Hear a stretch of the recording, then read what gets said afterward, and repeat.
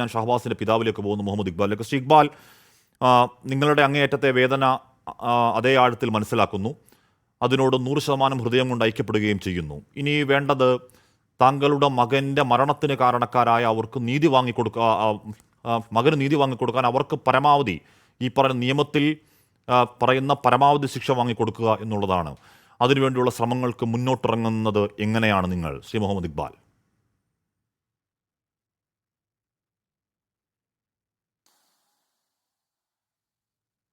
അതായത് ഒരു രക്ഷിതാവ് എന്ന നിലയ്ക്ക് ഇന്നലെ തന്നെ വന്ന ന്യൂസുകൾ കണ്ട സമയത്ത് തന്നെ നമ്മൾ വളരെയേറെ വേദനാജനകമാണ്. ഒന്നുമില്ലെങ്കിലും ഗവൺമെന്റിന്റെ ഭാഗത്തു നിന്ന്, നിയമപാലകരുടെ നിൽക്കട്ടെ, ഗവൺമെന്റിന്റെ ഭാഗത്തു നിന്ന് ഇച്ഛാശക്തിയോടെ അവർക്ക് ഇപ്രാവശ്യം എക്സാം എഴുതണ്ട, അടുത്ത പ്രാവശ്യം ചാൻസ് കൊടുക്കുക എന്നൊരു വാക്ക് പോലും ഗവൺമെന്റിന്റെ ഭാഗത്തുനിന്നുണ്ടായില്ല. അതല്ല, ഒരു വാക്കുകൊണ്ട് പോലും നമ്മളൊരു ആശ്വസിപ്പിക്കാൻ, അത് നമുക്ക് നോക്കാം, നിയമത്തിന്റെ മുന്നിൽ അവരെ കൊണ്ടുവന്ന് അവർക്ക് വേണ്ട ശിക്ഷ നമുക്ക് കൊടുക്കാം എന്ന് പോലും ഗവൺമെന്റിന്റെ ഭാഗത്തുനിന്ന് ഒരു വാക്ക് കേട്ടിട്ടില്ല. ഞാനൊരു രാഷ്ട്രീയ കുറ്റപ്പെടുത്തിയിട്ടോ അല്ലെങ്കിൽ മറ്റൊരു സംഘടന ഒന്നുമല്ല.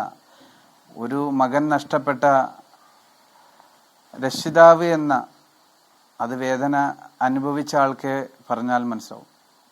ഞാൻ കഷ്ടപ്പെട്ട് ഗൾഫിൽ കുറച്ച് ജോലി ചെയ്ത് ഇവിടെയും, അവൻ പഠിക്കും, വീട് പണി നിൽക്കട്ടെ, അവനെ പഠിപ്പിക്കാം, അവനും കൂടി ചേർന്നാൽ ഒരുമിച്ച് കടമില്ലാതെ മുന്നോട്ട് നീങ്ങാമെന്നൊക്കെ മനസ്സിൽ കണ്ടു. പക്ഷേ അതെല്ലാം തട്ടിമറിച്ച്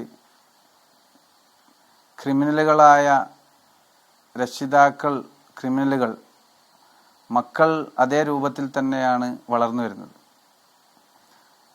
സഹപാഠിയായ തന്നെ എന്ന് പറയാം. അവൻ 2ാം ക്ലാസ് മുതൽ 7ാം ക്ലാസ് വരെ അവർ രണ്ടുപേരും ഒരു സ്കൂളിൽ പഠിച്ച കുട്ടികൾ. അവനറിയില്ല, അല്ലെ എൻ്റെ കുട്ടി, ഞാൻ ന്യായീകരിക്കുന്നില്ല, പുറത്തുനിന്നുള്ള ആളുകൾ പറഞ്ഞത് മാത്രം നിങ്ങൾ കേട്ടാൽ മതി. ഞാൻ എൻ്റെ കുട്ടിയെ മാത്രം പൊക്കി പറഞ്ഞ് എൻ്റെ കുട്ടി നല്ലതാണ് എന്ന് ഞാൻ പറയുന്നില്ല. ഏതെങ്കിലും ഒരു മാഷോ ടീച്ചേഴ്സോ എൻ്റെ കുട്ടി സ്കൂളിൽ മോശമായി പെരുമാറി അല്ലെങ്കിൽ അവന്റെ പേരിൽ ആക്ഷൻ എടുത്തു, അങ്ങനെ മോശമായി പെരുമാറിയില്ലെന്ന് മാത്രമല്ല, അവൻ മിടുക്കനായിരുന്നു. പഠിക്കാനും കളിക്കാനും സ്കൂളിലെ എല്ലാ പ്രവർത്തനങ്ങൾക്കും അവൻ മുന്നിട്ടിറങ്ങി നിന്ന വളരെ നേതൃഗുണമുള്ള 9ാം ക്ലാസ്സിൽ അവൻ ക്ലാസ് ലീഡറായ ഏറ്റവും മിടുക്കനായ വിദ്യാർത്ഥിയാണെന്നാണ് എല്ലാവരും പറഞ്ഞത്. മറുത്തൊരൊറ്റ വാക്കാരും ഇതുവരെ പറഞ്ഞിട്ടില്ല ശ്രീ ഇക്ബാൽ. പറഞ്ഞിട്ടില്ല. അതുകൊണ്ട് ഈ ഗവൺമെന്റിന്റെ ഭാഗത്ത് നിന്ന് എനിക്ക് ഒരു ആശ്വാസവാക്ക് കിട്ടുമെന്ന് വിചാരിച്ചിരുന്നു. ഇത് പ്രൊട്ടക്ഷനോടുകൂടി ഈ ക്രിമിനലുകളായ കുട്ടികളെ എക്സാം എഴുതാൻ പ്രൊട്ടക്റ്റ് ചെയ്ത് അവർ എക്സാം എഴുതി. എൻ്റെ കുട്ടി ഇന്ന് പള്ളിക്കാട്ടിൽ 6 അടി അടിയിലാണ്. അവൻ ഓൾ ടിക്കറ്റ് വാങ്ങി ഉമ്മാൻ്റെ കയ്യിൽ കൊടുത്ത്, ഉമ്മ ദുആ ചെയ്തിട്ട് വെക്ക്, എനിക്ക് നല്ല മാർക്ക് കിട്ടും, മോഡൽ എക്സാമിന് കഴിയുന്ന പരമാവധി ഞാൻ ശ്രമിച്ചു, അതിലും കൂടി ഒന്നുകൂടി ഞാൻ പഠിക്കും, കിട്ടും, എന്നെ സമീപിക്കുന്നതിനെക്കാട്ടിലും കൂടുതൽ അവൻ്റെ ഉമ്മാനോട് ഷെയർ ചെയ്ത കാര്യങ്ങൾ ഇന്നലെ രാത്രി പറഞ്ഞു. അത് കേട്ടപ്പോൾ വളരെയേറെ വിഷമം. ഒന്നും കൂടി അവനെ ഞാൻ ശ്രദ്ധിക്കുമായിരുന്നു, ഒന്നുകൂടി അവന് സൗകര്യം ചെയ്യുമായിരുന്നു എന്ന് ഞാൻ വിചാരിച്ചു. പക്ഷേ ഒരു പ്രശ്നവും ഇല്ലാത്തൊരു കുട്ടി, നിരപരാധിയായ കുട്ടി, കരയാൻ കണ്ണുനീരില്ല, ഉള്ളിൽ നിന്ന് നീർന്ന്. പക്ഷെ എന്നാലും പറയാ വയ്യ. അത്രയും ദാരുണമായി മാരകായുധം കൊണ്ട് തെളിവ് സഹിതം കിട്ടിയിട്ടും യാതൊരുവിധ നടപടിയും ഗവൺമെന്റിന്റെ ഭാഗത്തുനിന്ന് ഉറച്ചൊരു തീരുമാനം പോലും എടുക്കാതെ അവർക്ക്, എനിക്ക് തോന്നുന്നത് അവർക്ക് സപ്പോർട്ട് ചെയ്തു എന്നുള്ളൊരു നിലപാടാണ് എൻ്റെ മനസ്സിൽ തോന്നുന്നത്. മുഹമ്മദ് ഇക്ബാൽ, ഇവിടെ താങ്കൾ ഈ ഷഹബാസിന് നീതി കിട്ടുമോ എന്ന് ആശങ്കപ്പെടുന്നത് എന്തുകൊണ്ടാണ്? അത് ഈ 1ാം പ്രതിയുടെ മകനുള്ള ഏതോ ചിത്രമൊക്കെ പുറത്തു വന്നിരുന്നല്ലോ, അയാളെന്തോ വലിയ കൊമ്പത്തെ ആളാണെന്ന് പറയപ്പെടുന്നുണ്ട്. അതുകൊണ്ടൊക്കെയാണോ മകന് നീതി കിട്ടുമോ എന്ന് അങ്ങയുടെ ആശങ്ക? അതെ, അതിന് അടിസ്ഥാനമായി കഴിഞ്ഞ വർഷം ഇതേ സമയത്ത് അവർ 9ാം ക്ലാസ്സിൽ പഠിക്കുന്ന വിദ്യാർത്ഥികളാണ്. ഈ 5 പേരും, അതിൽ ഇനിയും ആളുകളുണ്ട്, തെളിയിക്കപ്പെടും എന്ന് വിശ്വസിക്കുന്നു. അതായത് അന്ന് ഇവർ കോമ്പസ് കൊണ്ടും ഈ 5 പിള്ളേർ തന്നെ കോമ്പസ് കൊണ്ടും കല്ലുകൊണ്ടും കൈകൊണ്ടും ആക്രമിച്ച് പരിക്കേൽപ്പിച്ച് താലൂക്ക് ഹോസ്പിറ്റലിലും അവിടെയും ആയിട്ട് അവരെ രക്ഷിതാക്കളും നമ്മളോട് പരാതി. പക്ഷേ അവർക്ക് പറയാൻ പേടിയാണ്. ഇവരെ പിന്നിൽ വലിയ ഗേങ്ങുണ്ട്.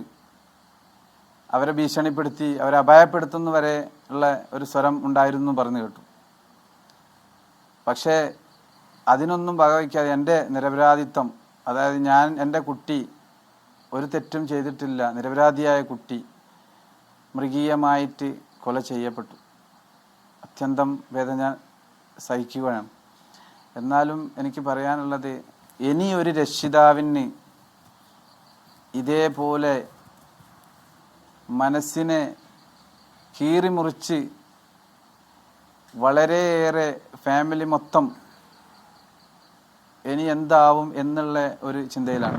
അതുകൊണ്ട് ഇനി ഒരു രക്ഷിതാവിനും ഈ ഒരു വേദന ഉണ്ടാവരുത് എന്ന് ഈ സമൂഹത്തോട് ഞാൻ പറയുകയാണ്. അതിന് വേണ്ടി ഒരു വിദ്യാർത്ഥിയുടെ കയ്യിൽ നെഞ്ചക്കുണ്ടാവേണ്ട ആവശ്യമില്ല. ഗവൺമെന്റ് ആയാലും നീതിപീഠമായാലും.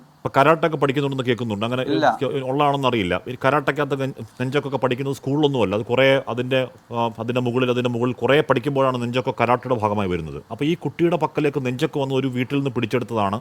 അത് അവൻ്റെ നെഞ്ചക്കല്ല, അവൻ്റെ പിതാവിൻ്റെ മുതലാണെന്നൊക്കെ പറയുന്നത്. അപ്പോൾ ഈ കുട്ടിയുടെ ഈ പിതാവിനടക്കം ഇതിൽ പങ്കുണ്ടെന്ന് അങ്ങ് സംശയിക്കുന്നുണ്ടോ ശ്രീ ഇക്ബാൽ? തീർച്ചയായിട്ടും പിതാവ് പ്രോത്സാഹിപ്പിച്ചത് കൊണ്ടാണ് ഈ സ്റ്റേജിൽ ആ കുട്ടി എത്തിയത്. കഴിഞ്ഞ പ്രാവശ്യം കേസൊന്നുമില്ലാതെ ഒതുക്കി തീർത്ത് പേരൻസിനെ ഭീഷണിപ്പെടുത്തി ആ കുട്ടികൾ നിയമത്തിൻ്റെ മുന്നിലൊന്നും വരാതെ അവരെ ഒതുക്കി തീർത്തു. ആ കുട്ടികൾ തന്നെയാണ് അന്ന് കോമ്പസ് കൊണ്ട് ഇടിച്ചു, ഇന്ന് അവർ മാരകായുധം കൊണ്ടുവന്ന് മറ്റൊരു കുട്ടിയെ കൊലപ്പെടുത്തി. ഇനി നാളെ അവർ സമൂഹത്തിൽ പോവാനിരിക്കുന്നത്, ഇന്ന് 10ാം ക്ലാസ് കഴിഞ്ഞു, നാളെ കോളേജ് ലെവലിലേക്ക് അവർ പോയി കഴിഞ്ഞാൽ, ഇന്ന് എക്സാം എഴുതി ഒരു വിജയിച്ച് കോളേജ് ലെവലിലേക്ക് പോയി കഴിഞ്ഞാൽ നാളെ അവർ തോക്ക് കൊണ്ടുവന്ന് മറ്റ് പേരൻസിനെ വെടിവെക്കൂല എന്ന് ഉറപ്പായി ഗവൺമെൻറ് തരാൻ കഴിയുമോ? ഇല്ല, ഒരാൾക്കും കഴിയില്ല. ഈ ഇത്രയും പ്രായത്തിനിടയ്ക്ക് ഈ ഇത്രയും വലിയ കുറ്റകൃത്യങ്ങൾ ചെയ്ത് ഇനി ഇവർക്ക് തന്നെ അറിയാം, ഇവർ മെസ്സേജ് ചെയ്തിട്ടുണ്ട്, ഈ ആക്ട് പ്രകാരം നമ്മൾക്ക് കൂട്ടത്തല്ലാണെങ്കിൽ ഇത്രേ ഗൗരവം ഇത്രേ കിട്ടൂ, നമ്മൾക്ക് കേസ് തള്ളിപ്പോവാം ഊരിപ്പോരാം എന്നുള്ളൊരു നിഗമനം മൂലം മനസ്സിലുണ്ട്. അതുകൊണ്ടാണ് ഇവർക്ക് ഇത്ര സ്വാതന്ത്ര്യം ഇവിടെ കിട്ടിയത്. അവർക്ക് നല്ല ബോധമുണ്ട് എന്ന് പറഞ്ഞാൽ നമുക്ക് പരീക്ഷയാണ്, അല്ലെങ്കിൽ കൂട്ടത്തോട് കൊന്നാൽ ഒന്നും ചെയ്യില്ല എന്ന് ഈ ക്രൂരകൃത്യം നടത്തതിന് ശേഷം ഇൻസ്റ്റാഗ്രാമിലിട്ട അവർക്ക് നല്ല ബോധമുള്ള നിയമപ്രകാരം കുറ്റവാളികൾ എന്നുപോലും നമുക്ക് പറഞ്ഞുകൂടാ. അപ്പോൾ ആ നിയമപ്രകാരം തന്നെയാണ് ഇവർക്ക് ജാമ്യം കിട്ടുന്നതും, ആ നിയമപ്രകാരം തന്നെയാണ് അവർക്ക് പരീക്ഷ എഴുതാൻ അവസരം ഉണ്ടാവുന്നതും ഒക്കെ. ദൗർഭാഗ്യകരമാണ് നിയമം അങ്ങനെയാവുന്നത്. പക്ഷേ നമ്മുടെ നിയമം അങ്ങനെയാണ് ശ്രീ മുഹമ്മദ് ഇക്ബാൽ. അതെ, ഓക്കെ, ഗവൺമെന്റിന്റെ ഭാഗത്ത് നിന്ന് ഒരു ശക്തമായ ഇടപെടലുകൾ ഉണ്ടായിക്കഴിഞ്ഞാൽ ഇത് വരില്ലായിരുന്നു എന്നാണ് ഞാൻ ഉറച്ചു വിശ്വസിക്കുന്നത്. ഇത് വേദന അനുഭവിക്കുക മറ്റൊരാൾക്ക് പറഞ്ഞാൽ ചിലപ്പോൾ അത് ഉൾക്കൊള്ളാൻ, എൻ്റെ മകൻ എനിക്ക് നഷ്ടപ്പെട്ടു, എൻ്റെ ഫാമിലി മൊത്തം, എൻ്റെ ഭാര്യ ഏത് രീതിയിൽ പെരുമാറും എങ്ങനെയാണെന്നും പറയാൻ കഴിയില്ല. അവളുടെ മൈൻഡ് ഒക്കെ താളം തെറ്റിയിരിക്കുകയാണ്. അതുകൊണ്ട് ഈ ഗവൺമെൻറ്റും നീതിപീഠവും നേരായ രീതിയിൽ ഈ കുറ്റവാളികൾക്ക് തക്തമായ ശിക്ഷ വാങ്ങിക്കൊടുക്കുമെന്ന ആത്മവിശ്വാസം എനിക്കുണ്ട്.